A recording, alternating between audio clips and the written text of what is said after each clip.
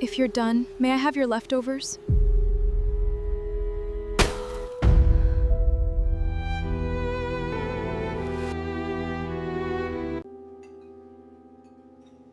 Let her eat.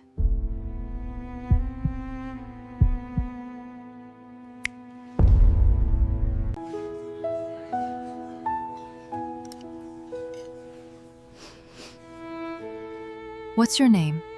Emma. Rain came down in sheets over Seoul's Gangnam district, turning the street outside Hanwoo-1, the kind of Korean restaurant where a single dish cost more than most people made in a week, into a smear of gold light and wet pavement. Emma stood at the edge of it, soaked to the bone, watching through glass she wasn't allowed to touch. Inside, candlelight. Silk.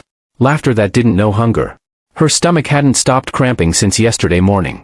She'd learned to walk with it now, the same way she'd learned to sleep through cold, through sirens, through the particular ache of being nobody's daughter. Tonight the ache had a face. Two of them, sitting at the window table, a black woman in black with silver embroidery, spine straight as a blade, and beside her a man the whole street seemed to lean away from without knowing why. Emma didn't look at him. She couldn't stop looking at her. There was something about the woman's mouth, the exact tilt of her jaw when she laughed at something the man said. Emma's own reflection had that tilt. She'd seen it in shattered glass, in puddles, in the one photo she owned of nothing and no one. The doorman clocked her before she'd even decided to move. Get away from the entrance. She didn't. Something pulled her past him, past the velvet rope, 3 steps into a room built to keep girls like her out of it. Ma'am, her voice cracked on the word. She hated that it cracked. If you're done, may I have your leftovers? The room went still the way a held breath goes still. Security closed in from both sides, hands already reaching for her arms. The man beside the woman in ivory lifted his eyes, slow, unbothered, the look of someone who had never once in his life needed to hurry. He expected his wife to wave the girl off. Every woman in her position would have. Instead, Ella Shelton didn't move at all. She stared at the young lady in front of her the way you stare at a mirror that's showing you something wrong. Same eyes. Same mouth. Rain-soaked hair plastered to a face that could have been carved from her own. Let her eat, Ella said quietly, and 2 words emptied every ounce of noise out of the room. The Mafia boss said nothing. He didn't need to. His eyes moved from the beggar's face to his wife's, then back again, cataloging what neither woman in front of him had said out loud. Same slope of the cheekbone. Same restless hands. A birthmark, faint and pale, just above the collarbone on a girl who owned nothing else in this world except the clothes freezing to her skin. He'd built an empire on knowing which details mattered before anyone else noticed them. This one mattered. Security let go of Emma's arms at a flick of his hand nobody in the room was meant to see. She didn't understand why. She only understood that a plate appeared in front of the empty seat beside Ella's, untouched wagyu, rice steaming, a version of dinner she hadn't tasted since before she had a last name worth remembering. She ate like someone who'd learned hunger could disappear as fast as it arrived. Ella watched every bite. What's your name? She asked, and her voice had lost the ice it wore for boardrooms. Emma. Ella's fingers tightened around the stem of her wine glass. She didn't know why the name landed in her chest like a stone dropped down a well she'd forgotten she had. Emma finished, mumbled a thank you too small for the size of the mercy, and walked back out into the rain before anyone could ask her anything else. She didn't look back. Girls who lived the way she lived learned not to. Ella watched the door swing shut behind her and sat with a silence her husband knew better than to interrupt. Later that night, in a penthouse that could have swallowed 6 of the shelters Emma had slept in, Ella pulled her assistant aside, not her husband, not yet, not until she understood what she'd seen. Find that girl. The homeless one from tonight? Find her, Ella said again, and didn't explain why her hands hadn't stopped shaking since the restaurant. 3 days a week, Ella Shelton ran board meetings that decided whether 10,000 jobs lived or died. The rest of the time, she ran a fashion house that dressed half the red carpets across Asia, America and Europe, and she was in a marriage nobody outside her 4 walls was allowed to see the truth of. She'd built the second life on top of the first the way a woman builds anything meant to survive, brick by brick, with no room left for weakness. Kwon Do-hyun married her 8 years ago to save her company from a hostile takeover that would have gutted it in a week. She married him to keep his name, and everything violent that came attached to it, off the front page of every paper in Seoul. Neither of them called it love. Both of them knew better than to call it anything at all. It worked, mostly. It worked the way a loaded gun works, perfectly fine, until someone forgets it's loaded. You've been distracted since the restaurant, Do-hyun said, watching her from the doorway of her office at nearly midnight. He still wore the suit from dinner, tie loosened, the kind of tired that came from carrying an empire nobody was allowed to see the seams of. "I'm fine. You're lying to me in the same voice you use on reporters." He crossed the room and set 2 fingers under her chin, tilting her face up until she had nowhere left to look but at him. "I know the difference." She didn't answer. Answering meant explaining a feeling she couldn't name yet, and Ella Shelton had never once in her adult life said something out loud before she understood it completely. "The girl," he said. "Not a question. You notice too." "I notice everything." A small, humorless smile. "I noticed the birthmark before you did." Her breath caught. He watched it happen, filed the reaction away the way he filed away everything that might matter later. Neither of them said the word twin. It sat in the room between them anyway, too large to name, too dangerous to ignore. "Don't," Ella said finally. "Don't what?" "Don't go looking for answers I'm not ready to hear." He studied her the way he studied a rival's opening move, patient, unreadable, already 3 steps ahead of whatever she thought she was hiding. "I'm your husband. Looking for answers is the only thing I'm good at." She almost laughed. Almost. It was the closest either of them had come to honesty in months, and they both let it pass without naming that either. What neither of them said passed like a coin between them, unspent, waiting for someone to finally decide to break it. Behind the marriage everyone photographed and no one understood, a mafia boss and his billionaire wife sat with the same unanswered question, and neither one of them yet knew how far the lie protecting the truth actually reached, or who had built it to survive this long. Somewhere across the city, under a bridge that didn't keep the rain out, Emma slept with her one silver bracelet pressed against her palm, engraved with a single letter she'd never been able to explain. A. The rest of it, scratched away by someone who never wanted her found. People assumed Kwon Do-hyun married for control. That was the story that let him keep running half of Seoul's underworld without anyone asking harder questions. The truth was smaller and more dangerous than that. He married Ella Shelton because she was the only person who'd ever looked at him and refused to flinch. 8 years ago she'd walked into a negotiation to save her collapsing fashion empire, sat across from a man 3 bodyguards deep in a room that smelled like money and old blood, and told him his offer was insulting before he'd finished making it. Nobody spoke to him that way. Nobody alive, anyway.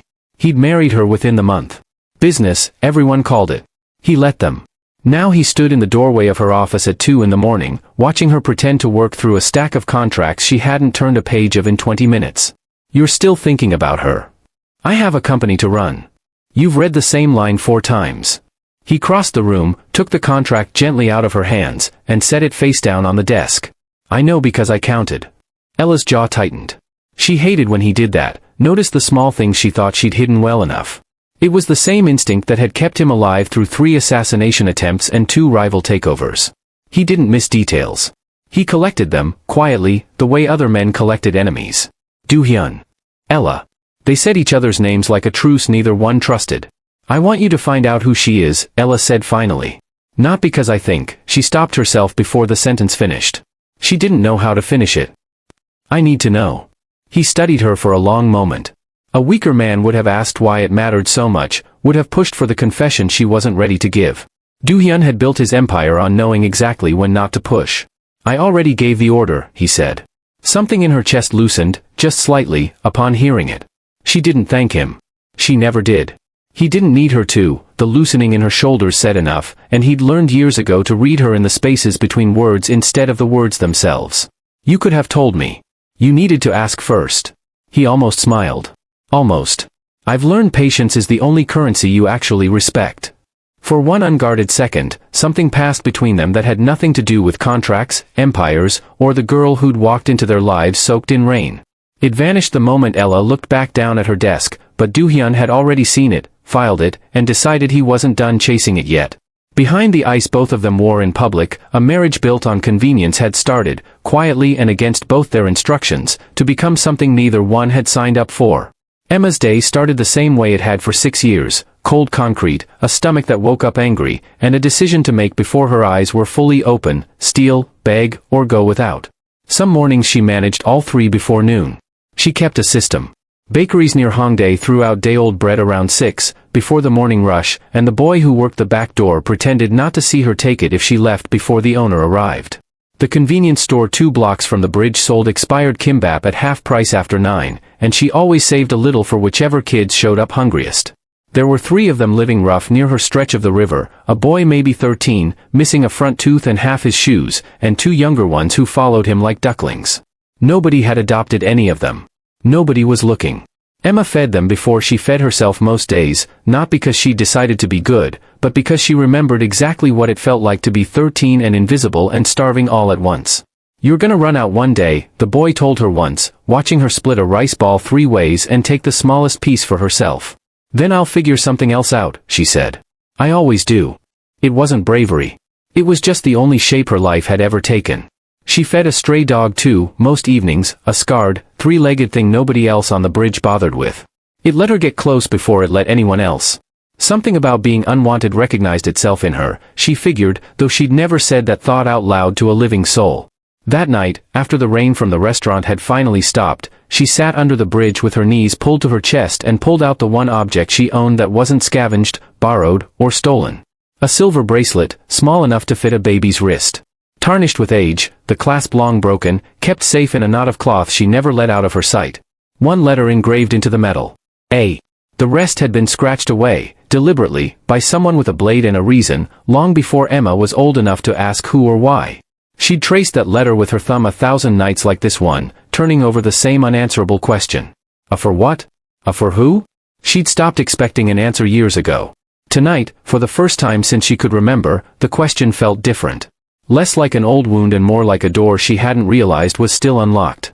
Somewhere across the city, in an office with more square footage than her entire bridge, a billionaire with the same eyes and the same restless hands hadn't stopped thinking about her either.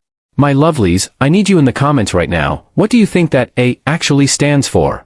I've seen your theories in past stories and some of you have been scary accurate, so don't hold back.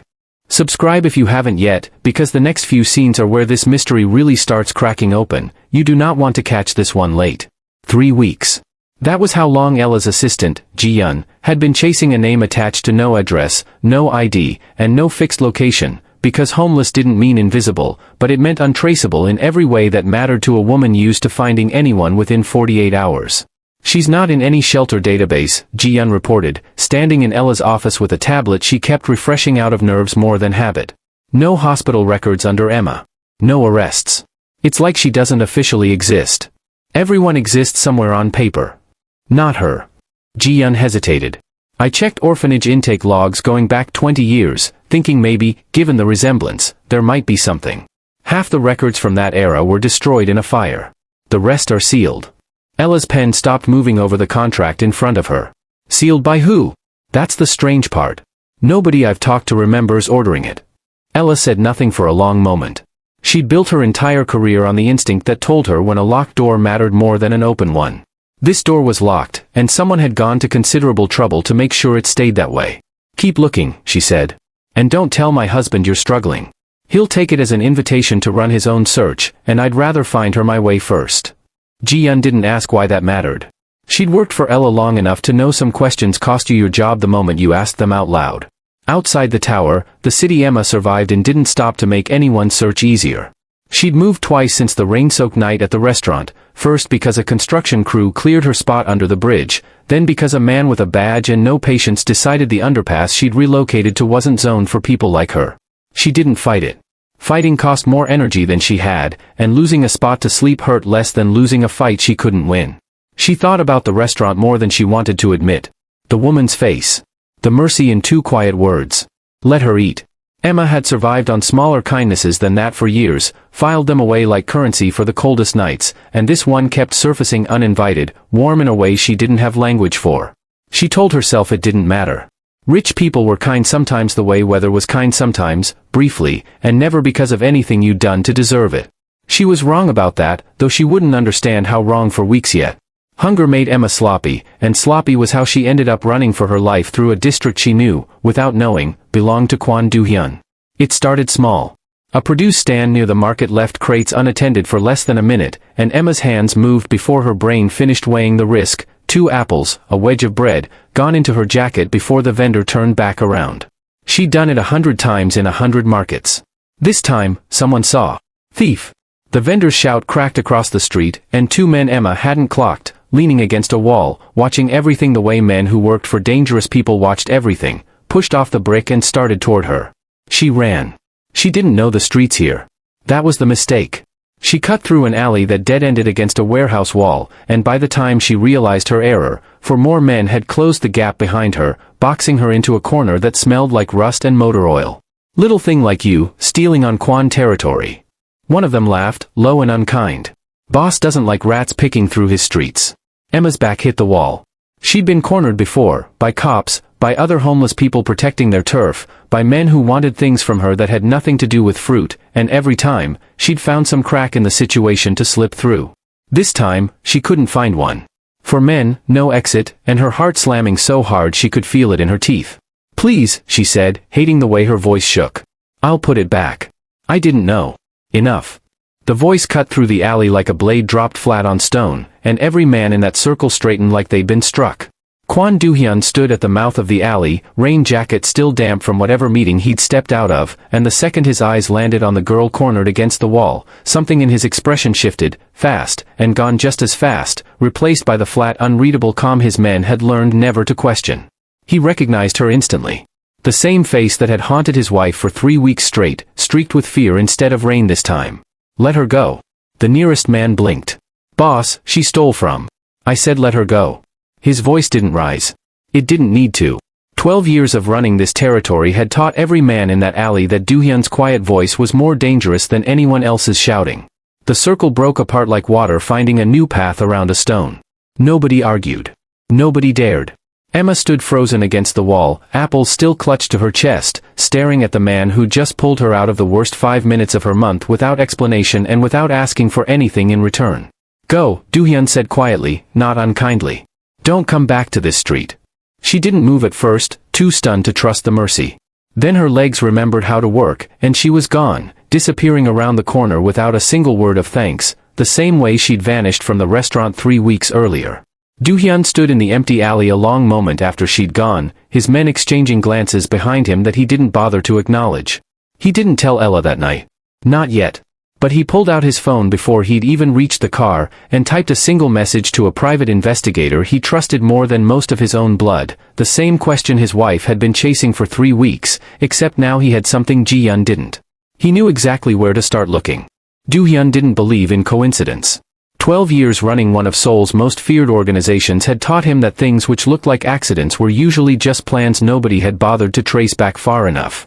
A homeless girl who shared his wife's face down to the birthmark on her collarbone was not an accident.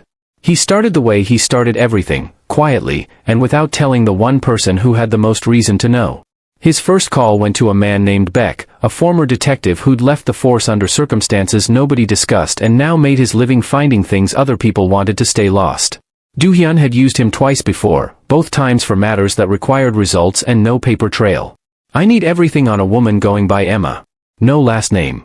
Homeless, mid-20s, been sleeping rough near the river district for at least 6 years that I know of. That's not much to work with. You've worked with less. Beck exhaled through his teeth, the sound of a man doing math on how much this favor would cost him in aspirin. Give me a week. A week became 2. Beck came back with fragments instead of answers, a name that appeared on an old orphanage intake sheet from 26 years ago, half burned in a fire that had conveniently destroyed most of the surrounding records. A notation, barely legible, that mentioned twins. No last name survived the damage. No photographs. Just enough to turn a coincidence into a question that wouldn't leave him alone. Do-hyun sat with that word, twins, longer than he wanted to admit. He thought about the way Ella's hand had trembled around her wine glass the night of the restaurant. He thought about the birthmark, identical in shape and placement, on a girl who'd never once in her life had access to the kind of doctors who could have told her what it meant. He thought about the sealed records nobody remembered sealing, and the particular kind of silence that only existed around secrets somebody had paid a great deal of money to keep buried. He didn't tell Ella any of it. Not because he wanted to keep it from her, he told himself that, at least, in the version of the story he could live with, but because he'd learned, watching her for 8 years, that Ella Shelton needed proof before she was willing to feel anything. Hand her half a truth and she'd bury the question so deep neither of them would ever dig it back out. He needed the whole picture before he brought this to her, or she'd talk herself out of caring before she'd even finished being afraid. So he kept digging. Alone. He had Beck pull hospital birth records from that era, cross-referenced against every family in Seoul wealthy enough to have both the money and the motive to make an inconvenient child disappear quietly. The list was longer than he expected and shorter than he needed. He had men watch the underpass where Emma had last been seen, discreetly, under strict instructions not to approach her. He wasn't ready for her to know she was being watched, not until he understood what he was protecting her from. One fact stayed with him longer than the rest, delivered almost as an afterthought by Beck during their second call. Identical twins separated at birth, raised in entirely different environments, statistically still tend to develop the same food preferences, the same laugh, sometimes even the same handwriting, a phenomenon researchers have spent decades trying to fully explain, and never quite managed to. Do-hyun turned that fact over in his mind the way he turned over intelligence before a negotiation, looking for the angle nobody else had thought to check. If Emma and Ella really were what the burned records suggested, whoever had separated them hadn't just erased a birth certificate. They'd erased an entire childhood, a mother, a life that should have belonged to two little girls instead of one. He wanted to know who. He wanted to know why one twin had ended up in silk and the other under a bridge, and he had a growing, uncomfortable suspicion that the answer wasn't as simple as bad luck. He closed the file Beck had sent him a little after midnight, poured 2 fingers of something strong he didn't taste, and looked out over the city his wife's missing sister might still be sleeping in tonight, cold, hungry, and utterly unaware that somewhere above her, a man with more resources than conscience had just decided to find out exactly who'd stolen her life from her. Ella found out by accident, the way most secrets in a marriage built on omission eventually surfaced, not through confession, but through carelessness. She'd gone looking for Do-hyun's driver to confirm a schedule change and found instead an open laptop on his desk, screen still lit, a private investigator's report sitting in an email thread she had no business reading and read anyway. A name. A photograph. Notes about hospital records, sealed files, and a woman he'd apparently been paying someone to track for weeks. She read 4 lines before her whole body went cold, and none of what she read said the word sister. What it said, to a woman who'd spent 8 years married to a man who kept his own counsel about nearly everything, was that her husband had a private investigator quietly building a file on another woman, and he hadn't told her a single word of it. By the time he came home that night, she'd rehearsed exactly how calm she intended to be about it, and abandoned the plan the second he walked through the door. Who is she? Ella's voice came out flatter than she meant it to, which was somehow worse than shouting. Do-hyun stopped mid-step, reading the particular stillness in his wife's posture the way he read a room before deciding whether it was safe to enter. Who is who? Don't. Ella set the printed email on the counter between them like evidence at a trial. I found the file.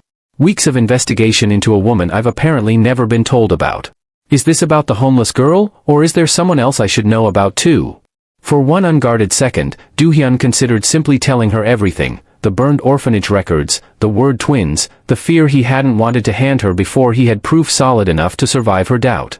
He decided against it, and later that decision would cost them both more than he expected. It's not what you think. That's what men say right before it's exactly what I think. Ella. His voice dropped, the register he used on men who needed calming before they did something they'd regret. It had never once worked on her. I'm handling something. I need you to trust me. I've spent 8 years trusting you with things I don't understand, she said, and something in her voice cracked, just slightly, in a way she would have hated anyone to hear. Don't ask me to do it blind, too. He didn't answer fast enough. The silence between them stretched, and she read it the only way a betrayed woman ever reads silence, as guilt, dressed up as discretion. She left the room before he could find the words to explain a truth that would have changed everything, and he let her go, telling himself he'd fix it once he had answers instead of suspicion. Neither of them slept in the same bed that night. Neither of them knew yet that the argument tearing their marriage further apart was, in its own strange way, protecting the very truth that would eventually save it. The dreams came more often now, ever since the rain-soaked night outside Hanwoo 1. Emma had learned to keep them boxed up during daylight hours, but sleep didn't respect the boundaries she'd built, and sleep dragged her back to Incheon Grace home whether she wanted to go there or not. She was 7 again in the dream. Always 7. That was the age everything had gone wrong for good. The orphanage had 31 children and 4 staff who cared and 1 director who mostly didn't. Emma remembered the smell of it more than anything, bleach over something the bleach never fully covered, cold linoleum under bare feet in winter, the particular hunger of watching other kids get picked from behind a glass partition while she stood in the back row, too tall, too watchful, too much. You scare families off, a caretaker told her once, not unkindly, just tired. You stand there like you're guarding the other kids instead of trying to get picked yourself. She hadn't been able to stop herself. When the younger ones got shoved at meals, she stepped between them and whoever was doing the shoving. When a prospective family cooed over a toddler and ignored the older kids entirely, Emma made sure that toddler got fed first anyway, established habits nobody had asked her to establish. It made her unadoptable. Families wanted soft children, easy children, children who didn't watch every adult in the room like they were catalog threats. Emma protected people. She'd always protected people, since before she understood why, and it had cost her every chance at a family a person could have. She woke from the dream with her heart hammering and the taste of bleach still somehow in her mouth, though there was no bleach within a mile of the underpass she'd claimed as her latest spot to sleep. The 3 younger kids she looked after now, the boy with the missing tooth, the 2 smaller ones, stirred nearby, and for one disorienting second she couldn't tell if she was the 7-year-old in the dream or the 26-year-old doing exactly what nobody had ever done for her. Nobody wanted me because I wouldn't stop taking care of everyone else. It was the closest she'd come in years to feeling sorry for herself, and she shut the thought down hard, the way she shut down every thought that didn't help her survive the next 12 hours. Self-pity didn't fill a stomach. It didn't keep a 9-year-old from crying himself to sleep. She'd learned that lesson early and never unlearned it. But something about the restaurant, about the woman with her face, had cracked a door she'd nailed shut years ago, and now the memories kept sliding back through the gap whether she wanted them to or not.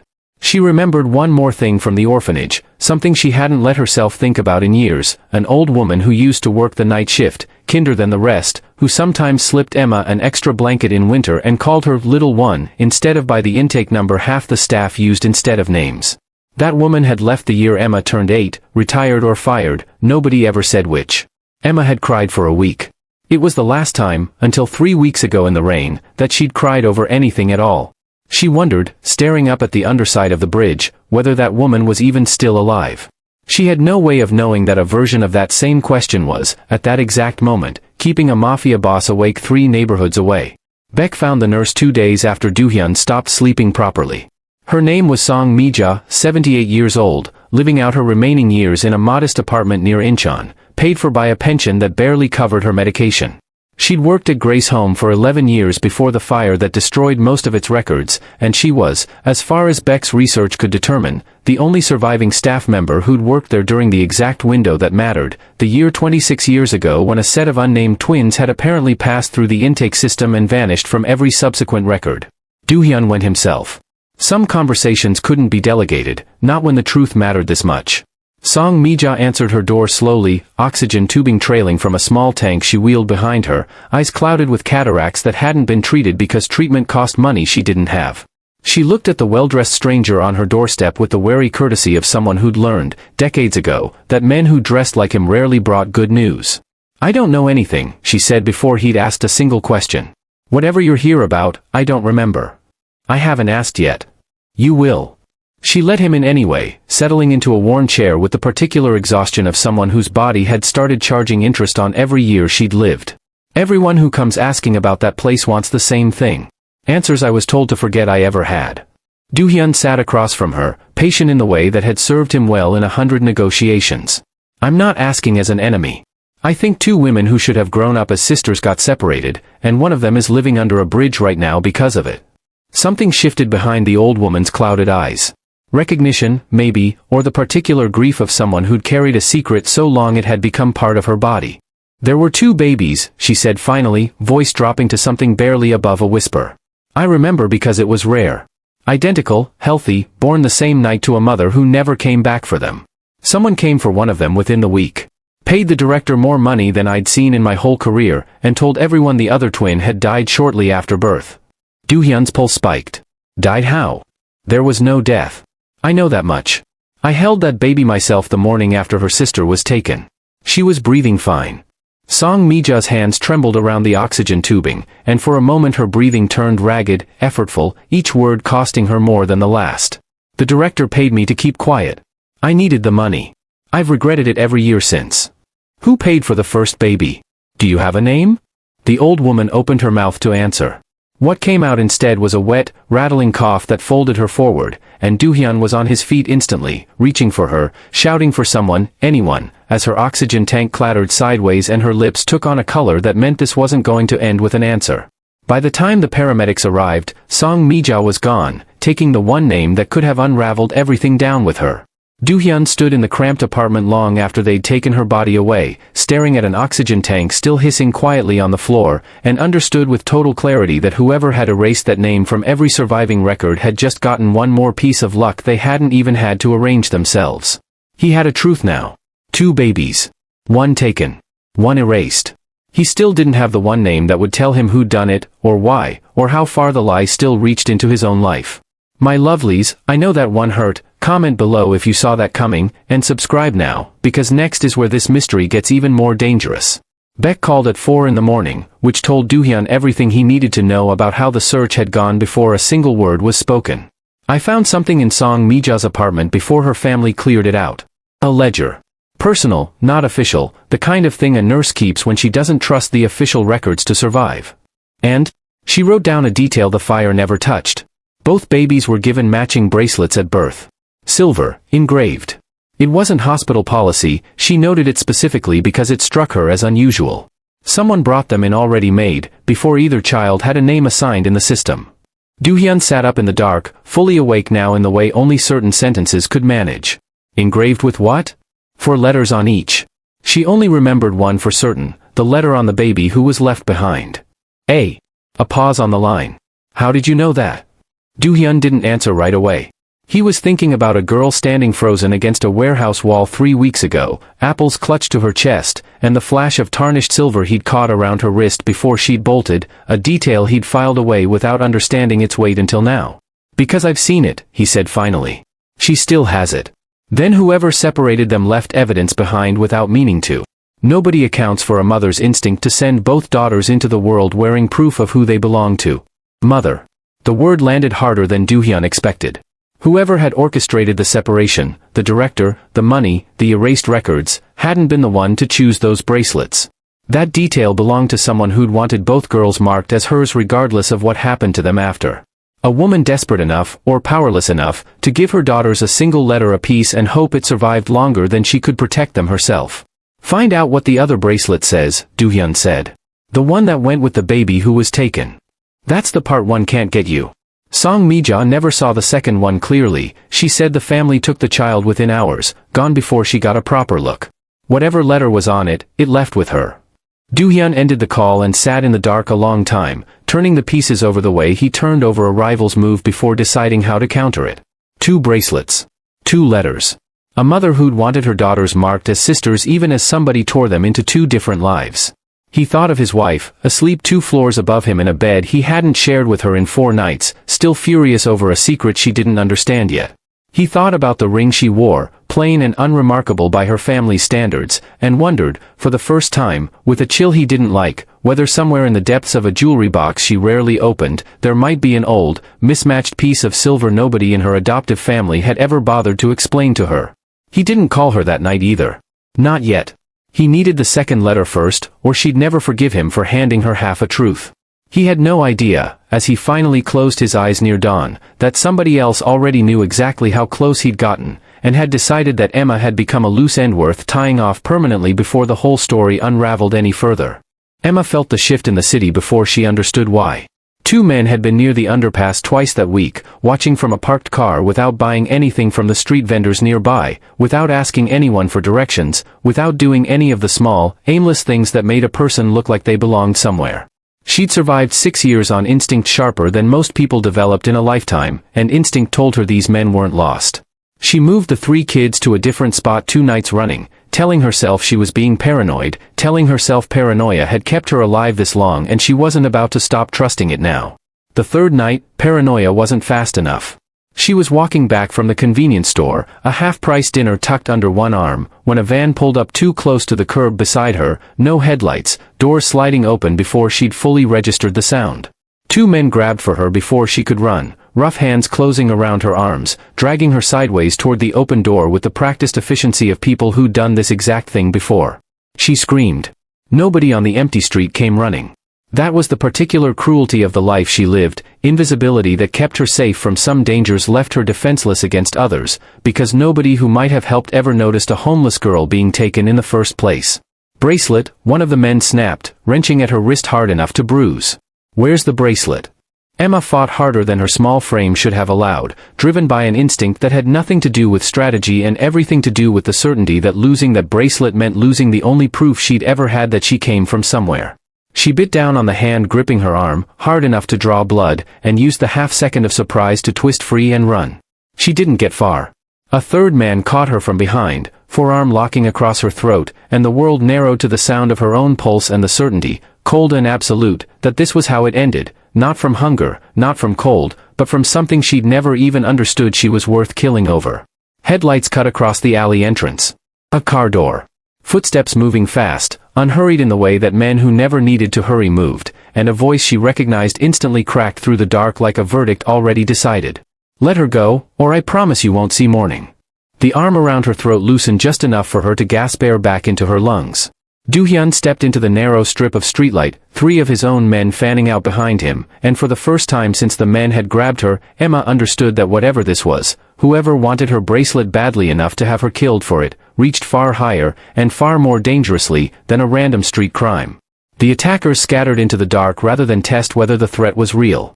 Emma sank against the alley wall, shaking, one hand pressed protectively over the wrist that still carried a bracelet somebody had apparently decided was worth murdering a homeless girl to take. Do-hyun crouched in front of her, closer than he'd ever allowed himself to get, and for the first time she saw something on his face that wasn't calm calculation. It was fear. And it wasn't for himself. "You're coming with me," he said. "Tonight. I'm not asking." Emma didn't have the strength left to argue, and some small, exhausted part of her, the part that had spent 6 years wondering who she really was, understood that whatever answer waited for her in the world this man belonged to, she'd run out of road to keep running from it. Now, speaking of lies and people stealing what isn't theirs, a quick, friendly note from us here at Dark Romance Studio. We love crafting these dark worlds for you, and we want to remind our loyal family that Dark Romance Studio is our one and only official channel. Help us keep the studio alive by reporting those copycats so we can keep bringing you the stories you love. My lovelies, that's it part 1. Emma's finally about to walk into the house she has no idea she should have grown up in. Comment part 2 if you want it the second it's ready, and subscribe now, because what happens when Ella opens that door is about to change everything.